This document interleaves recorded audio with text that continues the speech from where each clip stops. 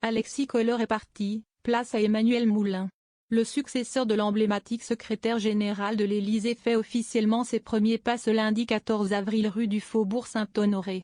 Avec un vrai changement à la clé?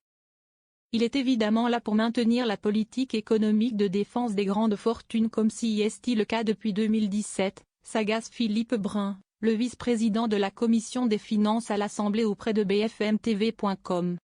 Sur le papier, les deux hommes se ressemblent en effet beaucoup. Mêmes études très prestigieuses, Sciences Po, le SEC, l'ENA, passage par des cabinets ministériels, expérience dans le privé. Alexis Kohler et Emmanuel Moulin cochent chacun les cases appréciées par le chef de l'État. Les deux hommes peuvent même se targuer de leur première rencontre aux jeunes Rocardiens, cette pouponnière de jeunes ambitieux de gauche dans les années 1980 qui aimait se réclamer de Michel Rocard.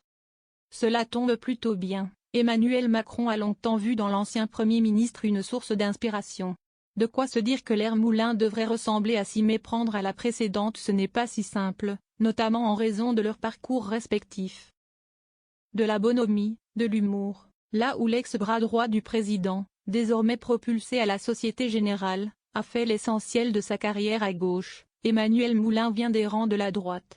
Ancien conseiller économique de l'Élysée sous Nicolas Sarkozy après un passage par le cabinet de Christine Lagarde à Bercy, sa carrière prend un nouveau tournant en faisant son arrivée en Macronie. Il fait partie de ceux à droite qui avaient envie d'en être. Il a de la bonhomie, de l'humour, ce qui n'est pas toujours le cas de tous les hauts fonctionnaires, mais ça reste quelqu'un qui a toujours eu envie de faire une belle carrière, relate un ex-député LR. Après la victoire d'Emmanuel Macron, celui qui adore imiter les voix des personnalités au point de pasticher la voix de Nicolas Sarkozy dans le film Neuilly sa mère, devient ainsi le directeur de cabinet de Bruno Le Maire, alors ministre de l'économie. La bride serrée avec Attal. Après un détour par l'une des fonctions les plus prestigieuses de la haute fonction publique en devenant directeur du Trésor, le quinquagénaire devient un directeur de cabinet de Gabriel Attal nommé à Matignon. La fonction lui avait été proposée par Alexis Kohler. Il a été un peu l'œil de Moscou à l'époque. À l'Élysée, on voulait garder la bride serrée sur Matignon. Il a plutôt bien fait le travail, avec de la rondeur, juge un ex-conseiller ministériel. Après la dissolution et un court passage par l'Inspection générale des finances, on lui propose le poste de secrétaire général de l'Élysée. Alexis Kohler a été à 100% avec Emmanuel Macron pendant 8 ans. Lui a quand même vu d'autres choses et ce qui fonctionnait mal dans les relations entre le président et ses ministres. Nuance-t-il, tout en reconnaissant que vu le contexte, ce n'est pas sûr que celui lui serve. Mauvaise prestation devant la commission d'enquête.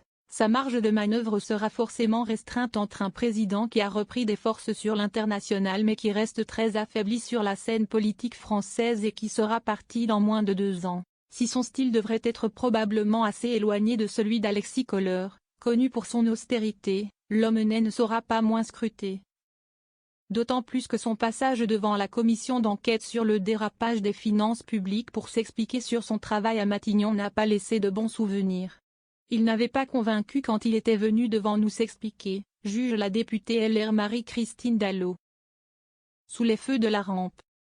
Emmanuel Moulin connaît pourtant parfaitement les dossiers, lui, qui a notamment géré la crise des subprimes à Bercy puis la crise grecque à l'Élysée, sans compter des dizaines de G7, G20 et autres conseils européens. À l'époque, le président de la commission d'enquête Éric Coquerel avait été, lui, beaucoup plus piquant, lui demandant à partir de combien de milliards de déficit, de dettes et de factures présentées aux Français doit-on démissionner pour incompétence. Réponse d'Emmanuel Moulin: je défendrai toujours les fonctionnaires qui servent l'État. Le nouveau secrétaire général de l'Élysée pourrait très vite se retrouver sous les feux de la rampe et mettre à profit ce mantra. La commission d'enquête rend ses conclusions ce mardi.